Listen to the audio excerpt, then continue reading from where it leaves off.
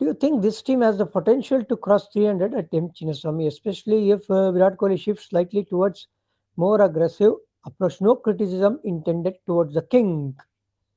ರಾಜಾ ಹುಲಿ ಬಗ್ಗೆ ಕಲಾರಿ ಸದನ ಅವರು ಹೇಳ್ತಾ ಇರೋದು.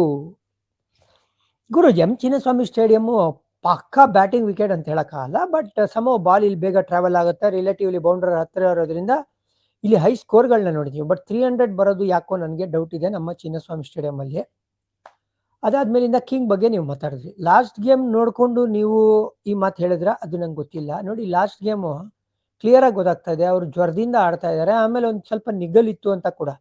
ಇನ್ಫ್ಯಾಕ್ಟ್ 50 ಹೊಡೆದ್ಮೇಲೆ ವಿರಾಟ್ ಬ್ಯಾಟ್ ಕೂಡ ಎತ್ತಲಿಲ್ಲ, ನೀವು ಅಬ್ಸರ್ವ್ ಮಾಡಿ. ಆಮೇಲೆ ಔಟ್ ಆದ್ಮೇಲೆ ಅವರೇ ಬೇಜಾರು ಮಾಡ್ಕೊಂಡು ವಾಪಸ್ ಹೋದ್ರು.